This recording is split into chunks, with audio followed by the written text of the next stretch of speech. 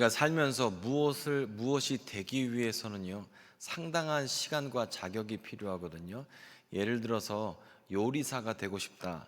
그러면 요리에 대한 자격증을 따야 합니다. 많은 요리를 배워야 하죠. 하지만 요리사 자격증을 따기보다 더 어려운 거는 정말로 요리사로 살아가는 게 참 어렵습니다. 그리고 의사가 되는 것도 마찬가지인 것 같아요.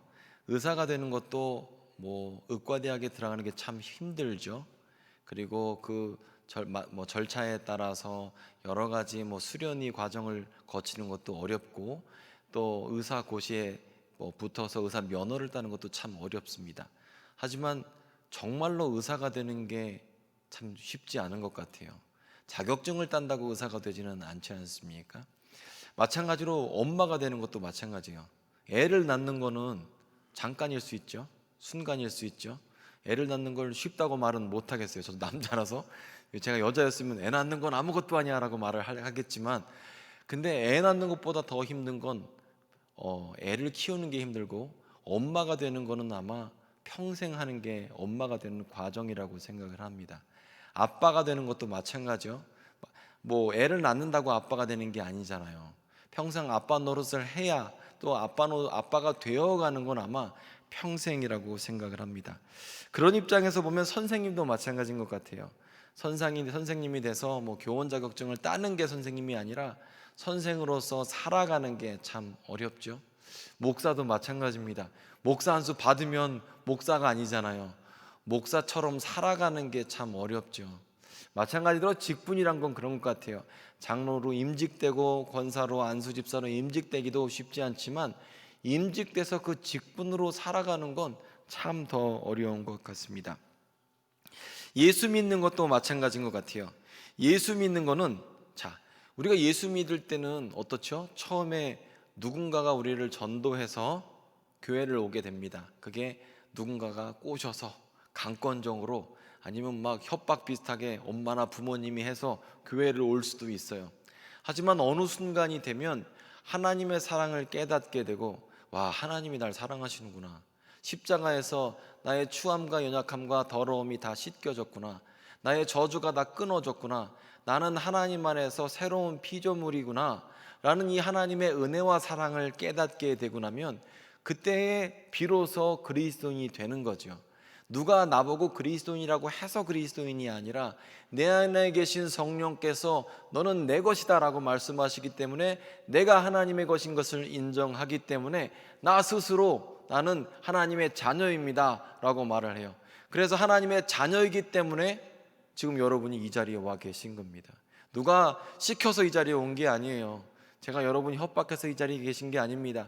여러분 스스로 하나님의 자녀임을 알고 계시고, 여러분 안에 내주하시는 성령께서 너는 하나님의 것이다 라고 증언하고 계시기 때문에 여러분이 지금 이 자리에 계신 겁니다. 그런데 우리가 이렇게 하나님의 사랑을 받아들이는 것은 어떻게 보면 쉽다고 볼 수 있어요. 물론 쉽지 않습니다. 하지만 강권적인 그 하나님의 사랑을 내가 받아들이는 건 내가 한 일이 아니거든요. 하나님이 하신 일입니다. 예수께서 2000년 전에 우리를 위해서 십자가에서 죽으시고 그것을 내가 받아들이는 것, 이게 바로 그리스도인이 되는 거죠. 그런데 마찬가지로 그리스도인으로 살아가는 것은 평생 해야 되는 거죠. 내가 교회 다니는 사람, 내가 그리스도인 등록교인이 됐다, 이거 하는 거는 쉬워요. 잠깐 하면 되죠. 그런데 내가 예수님을 믿는 사람으로서 예수쟁이로 살아가는 건 평생을 연습해야 하는 겁니다. 그래서 의사가 의사답게 되는데 훈련이 필요하고, 선생님이 선생님답게 되는 게 훈련이 필요한 것처럼, 그리스도인에게도 그리스도인답게 살아가는 것도 훈련이 필요합니다. 그리스도인이 된다는 것은 도대체 무엇일까요? 한번 생각해 봤으면 좋겠습니다. 왜냐하면 사실 여러분도 매스컴에서 보셔서 아시겠지만 기독교인들이 많은 비판을 받고 있습니다. 저는 교회가 잘 돌아가려면 목사가 똑바로 해야 된다고, 목사가 똑바로 해야 된다 이렇게 믿는 사람입니다. 저도 똑바로 해야 되고요. 그 다음에 누가 똑바로 해야 돼요? 장로님들 똑바로 해야 되고, 안수집사 똑바로 해야 되고, 권사들 똑바로 해야 되고, 교회 다니는 사람이 다 똑바로 해야 돼요. 그런데 왜 우리가 그렇게 하지는 못할까? 왜 사회에서 우리가 욕을 먹게 될까? 그것은 바로 우리가 이렇게 직분은 받고 성령께서 우리 안에 계시지만 우리가 그렇게 살아가지 못하기 때문에 그런 비판을 받는 거죠. 그래서 오늘은 우리가 어떻게 하면 예수 믿는 사람이 될 것인가, 어떻게 하면 우리가 예수님이 원하시는 모양으로서 평생 살아갈 것인가 라는 주제로 한번 말씀을 나눠보고자 합니다. 자, 오늘 성경 민수기 11장을 보게 되면요, 민수기는 이 광야의 여정에 대한 책이거든요. 이스라엘 백성이 이집트에 원래 있었습니다. 그런데 하나님께서 이스라엘의 그 부르짖음을 들으시고 구원자인 모세를 보내셔서 10가지 재앙을 통해서 누구도 부인 못하는 증거로 나오게 해 주셨어요. 한 20년쯤 된 것 같아요. 그 세계적인 그 케이블 채널인데 디스커버리 채널이 있지 않습니까? 예전에 한 20년쯤 전에 디스커버리 채널에서 이 10가지 재앙을 특집으로 한 적이 있습니다. 그러니까 왜 10가지 재앙이 있었느냐, 이거를 이거 소설이야, 없었는데 성경이 있다고 주장하는 거야, 이렇게 얘기하는 게 아니라 진짜 10가지 재앙이 있었을까, 이런 취지로 본 거예요. 그래서 왜 물이 피 색깔로 변했느냐, 그리고 왜 무슨 메뚜기 떼가 날아왔느냐, 왜 흑암이 덮였느냐, 그리고 왜 장자가 죽었느냐, 이걸 설명을 하는데 그 중에 재밌었던 게 뭐냐면 이걸 화산 활동하고 같이 연계지어서 설명을 하더라고요. 그러니까 화산이 일어나면서 장자가 죽은 이유는 이집트에서는 맨 밑바닥에 장자가 잤대요. 그다음부터 차례로 위에서 잤는데, 그래서 밑바닥에 깔린 그 독가스를 마시고 죽었을 것이다. 그리고 화산 활동을 하면서 어떻게 나일강 상류에서 무슨 붉은색 뭐가 유입이 돼서 빨갛게 됐을 것이다, 이러면서 추측을 해서 여러 가지 이야기를 어떻게 보면 자연 현상으로 설명을 하더라고요. 그런데 이 성경이 증언하는 것은 무엇이냐면, 당시에 이스라엘 백성에게는 그 재앙이 미치지 않았다라고 증언하고 있고, 그 재앙을 통해서 이집트 사람은 이것이 히브리인의 하나님이 우리에게 재앙을 준 것이다, 벌을 준 것이다 라고 믿었던 거죠. 그래서 이스라엘 백성은 10가지 재앙을 통해서 나오게 됩니다. 그리고 홍해 앞에 서게 되죠. 그리고 홍해 앞에 있을 때 바로 왕이 마음이 바뀌었어요. 군대를 보내서 쫓아가게 합니다. 그때 하나님께서 정말 하나님의 특별한 기적 가운데 동풍을 불게 하시사 바다가 물러가게 하시고 이스라엘 백성이 지나가게 하셨습니다. 성경을 보면 그래서 이스라엘 백성이 지나가고 미리암이 여인들과 함께 악기로 연주하면서 춤을 추는 이야기가 나와요. 하나님의 이름을 높이고 이런 이야기가 나옵니다. 자, 이스라엘 백성은 이집트 땅에서 해방되었습니다. 더 이상 노예가 아닙니다. 더 이상 이집트 사람들을 섬길 필요가 없습니다. 이스라엘 사람들은 자유인이 되었습니다. 그리고 약속의 땅에 들어가는 사람들이 되었습니다. 그런데 작은 삶의 문제가 있을 때마다 이스라엘 사람들은 과거를 생각하면서 옛날로 돌아가는 거예요. 즉 무슨 얘기냐면, 몸은 지금 이집트 땅을 벗어났는데 마음은 아직 벗어나지를 못한 거예요. 몸은 약속의 땅을 가고 있는데 가치관은 아직도 이스라엘 사람들인 거죠. 우리도 그런 경우 있지 않습니까? 이미 나는 지금 지나왔는데 나는 거기 있을 때가 있잖아요. 예를 들어서 제대한 친구들이 있다.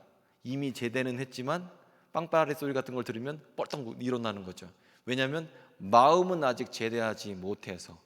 그리고 젊은 친구들 만약에 연애하고 헤어졌다 그러면 관계는 끝났지만 마음은 아직 끝나지 못했어요.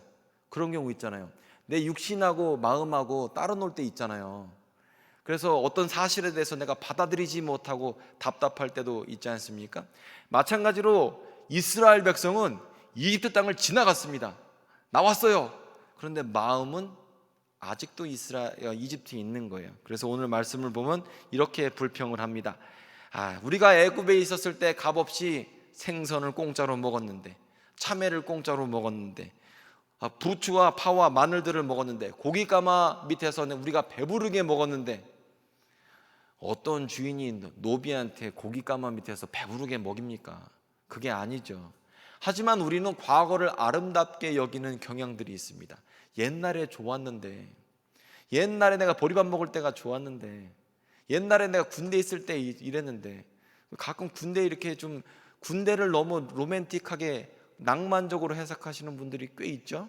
제가 그런 분들을 만나면 꼭 군대에 재입대 하시라 이런 말씀을 드리고 싶은데, 우리가 과거는 항상 좋아 보여요. 옛날 남자친구는 더 좋은 것 같고, 옛날 여자친구는 더 좋은 것 같고, 그러니까 항상 보면 우리는 과거는 로맨틱하게 낭만적으로 여기고 지금은 힘들게 여기는 경향이 있습니다.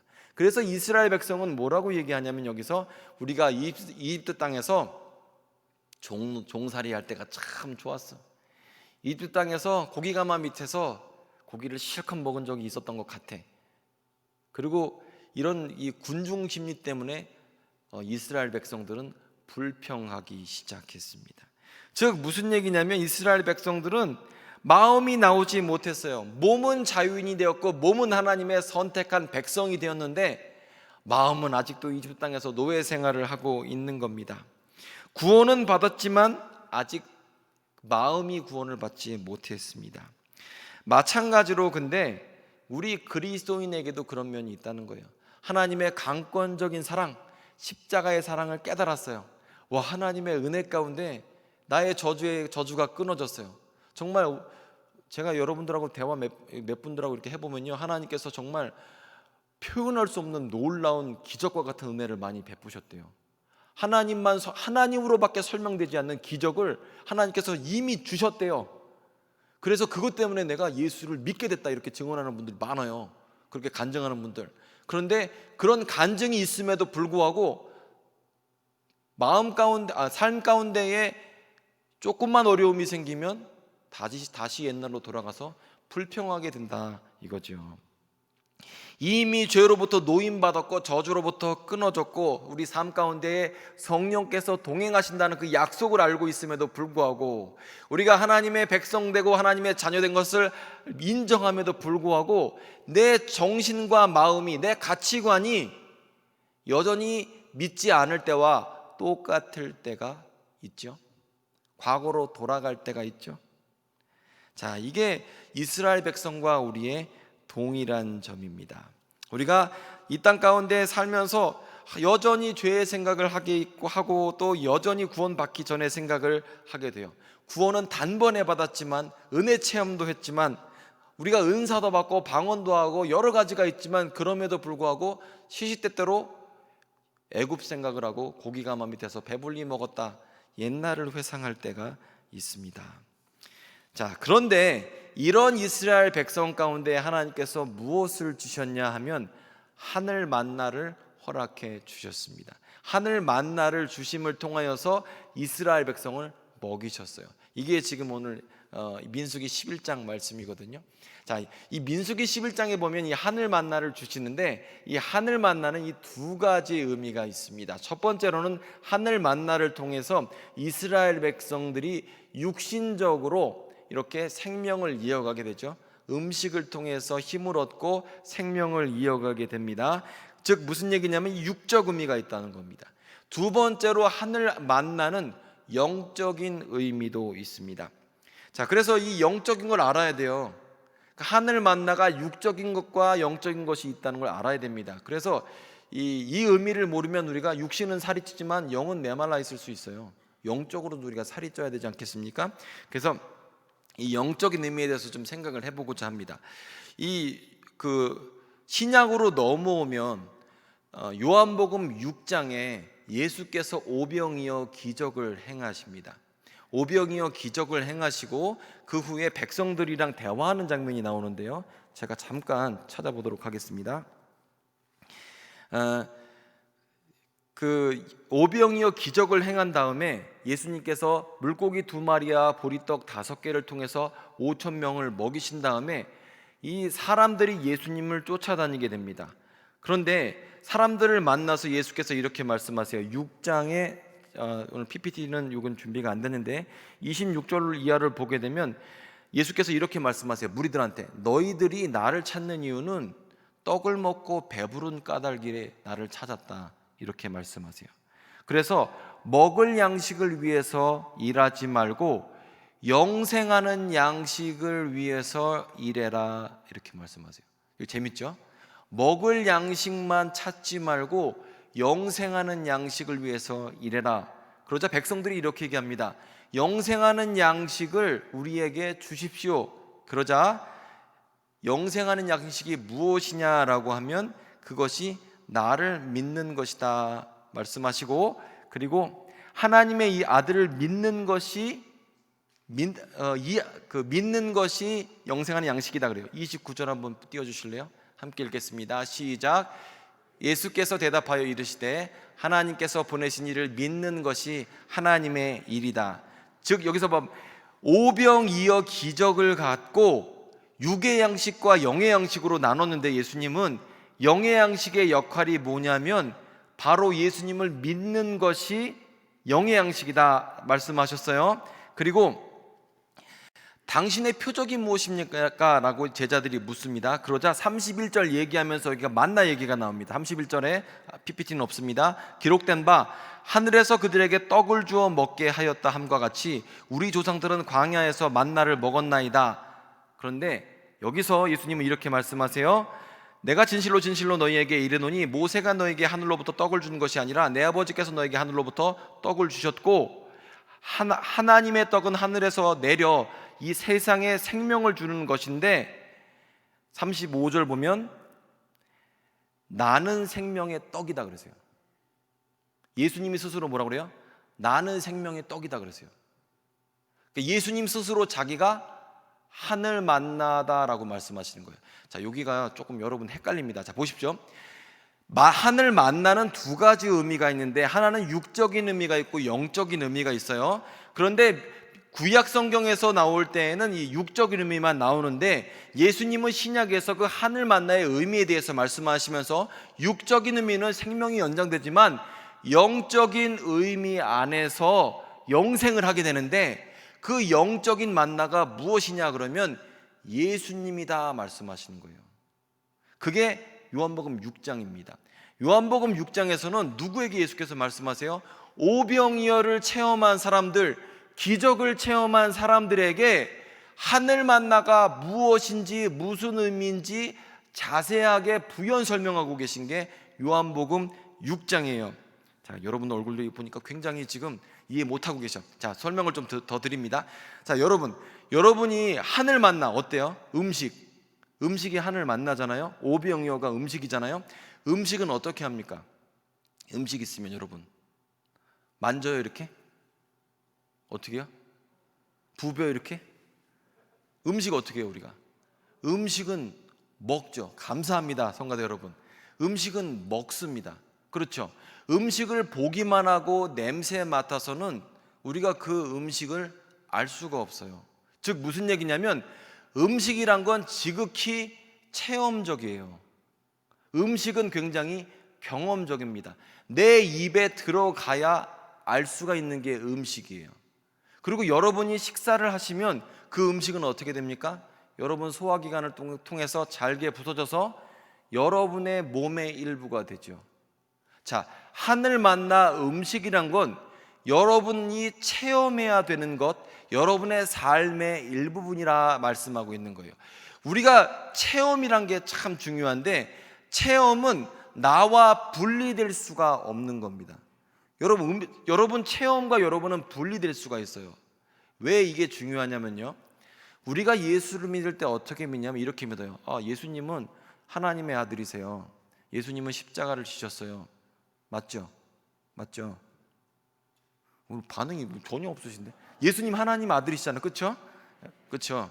예수님 하나님의 아들이시고 예수님 십자가를 지고 돌아가셨잖아요. 3일 만에 부활하셨잖아요. 예수님은 구세주가 되셨잖아요. 승천하신 하나님이시잖아요. 이걸 우리는 지식적인 믿음이라고 합니다. 지식적이요.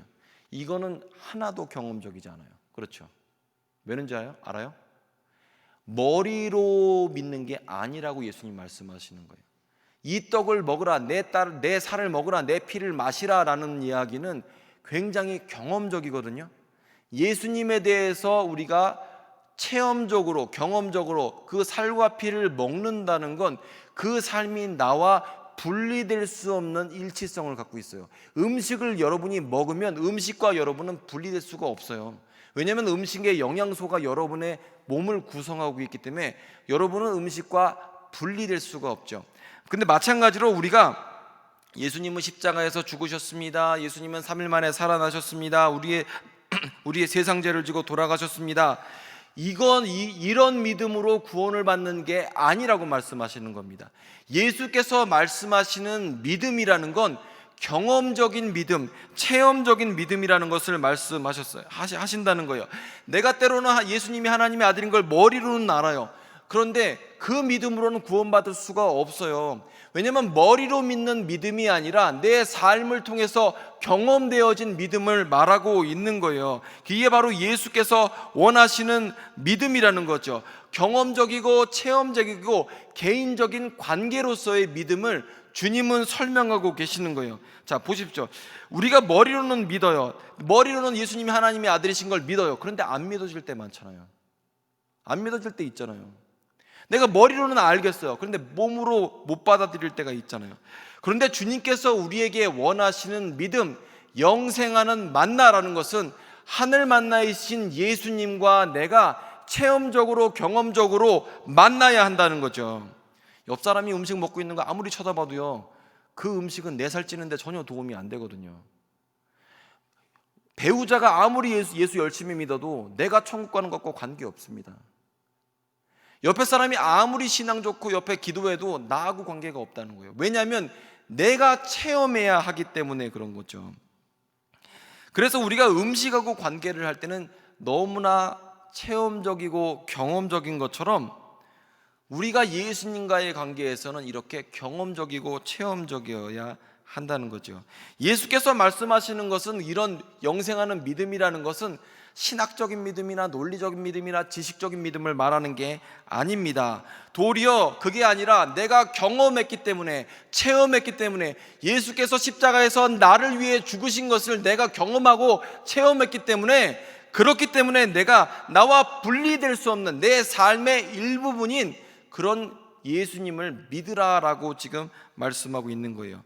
그래서 머리로 예수님을 나의 구세주로 믿는 것 충분하지가 않아요. 세상 죄를 위해서 아니에요. 내 죄를 위해서 죽으셨다고 믿어야 돼요. 왜냐하면 내가 경험했기 때문에 그런 거죠. 내가 체험했기 때문에, 예수님의 임재를 내가 경험했기 때문에 그렇게 고백할 수 있는 거죠.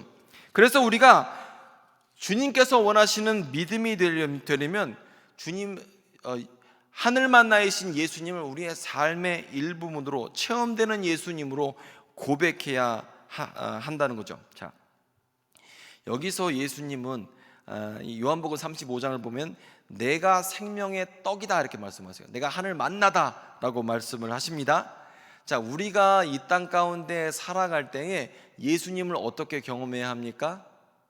하늘 만나이신 예수님을 내가 음식을 섭취하는 것처럼 체험적으로 경험해야 한다는 거죠.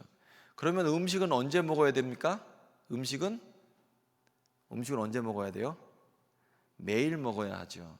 바로 여기에 오늘 설교의 요점이 있습니다. 자, 여러분이 이 땅 가운데에서 그리스도인으로 살아가는 거, 내가 예수 믿기는 쉽죠, 어떻게 보면. 그런데 내가 매일의 삶에서 내 삶과 분리되지 않는 체험적인 예수님을 순간순간 경험하려면 하늘 만나이신 영적인 양식이신 예수님을 우리가 매일매일 경험해야 하겠죠. 옛날에 경험한 거 말고, 10년 전에 예수 믿을 때 경험한 거 말고, 20년 전에 세례 받을 때 경험한 거 말고, 내가 오늘도 예수님을 만나고 경험해야 내 삶과 분리되지 않는 주님이 원하시는 믿음이 된다는 겁니다. 제가 설교 서두에 여러분에게 엄마 되는데 한평생이다 이렇게 말씀을 드렸어요. 목사 되기도 한평생입니다. 그리고 예수 믿는 예수쟁이로 살아가는 것도 한평생이 걸립니다. 그런데 주님께서 우리에게 원하시는 믿음이라는 건 이 체험적인 믿음을 날마다 지속하라고 말씀하시는 거예요. 내 힘으로 예수님이 원하시는 대로 살 수 없어요. 하지만 내가 체험한 그 예수님을 오늘 성경 말씀을 통해서, 하나님 말씀을 통해서 날마다 경험하라는 거죠. 날마다 동행하며 내 삶에서 분리되지 않는 삶의 일부분으로 받아들이고 먹고 그 안에서 누리라라고 말씀하시는 거죠. 자, 많은 분들이 예수를 믿는다고 얘기하면서 그렇게 살지 않고 그리고 교회만 왔다 갔다 하는 교인이 되어 버리기도 합니다. 왜냐하면 많은 경우에서 방법을 몰라서 그래요. 그리고 이렇게 체험하지 않기 때문에 그렇습니다. 그리고 내가 하나님의 말씀을 전혀 읽지 않는데 어떻게 내가 자연스럽게 영적으로 살이 찌겠습니까?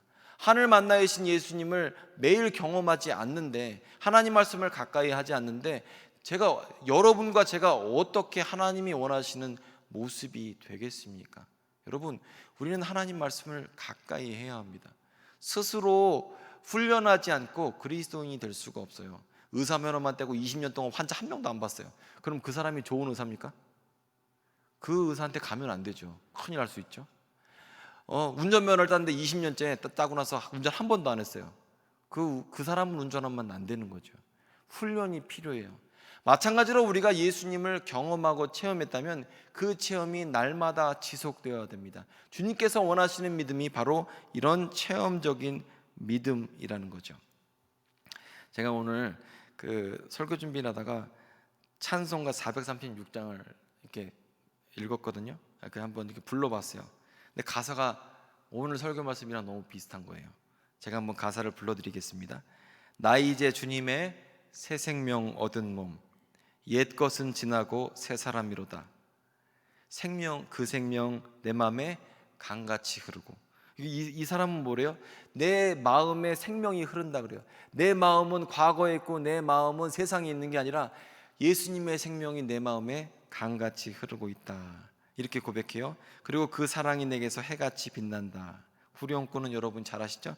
영생을 맛보며 주 안에 살리라. 오늘도 내일도 주 함께 살리라. 2절 가사입니다.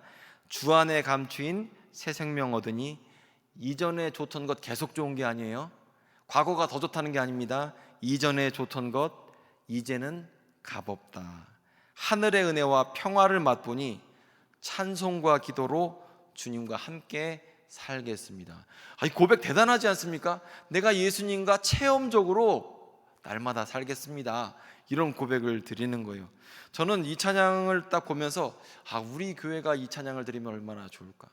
삶과 신앙이 함께하고 내 삶이 예수님과 항상 동행하고 있고, 내 삶에 어려움과 괴로움이 있을 때 예수님께 기도했을 때 주님께서 응답하시며 동행하시고, 나의 삶의 근심과 죄와 저주의 모든 것을 예수께서 끊어주시고 항상 동행한다면 얼마나 우리 인생이 행복할까라는 생각을 해봤습니다. 자, 말씀을 마무리하겠습니다.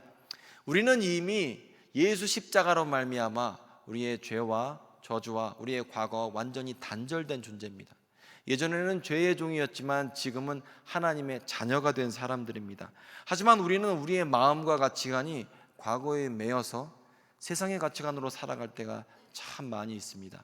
하지만 주님께서는 그런 우리에게 하늘 만나를 주시고 또 믿음을 주셔서 주님과 결합한 삶, 체험적인 삶, 주님과 날마다 경험하는 삶 살기를 원하고 계시고, 하나님 말씀을 통해서 예수님을 날마다 경험하기를 원하고 계십니다.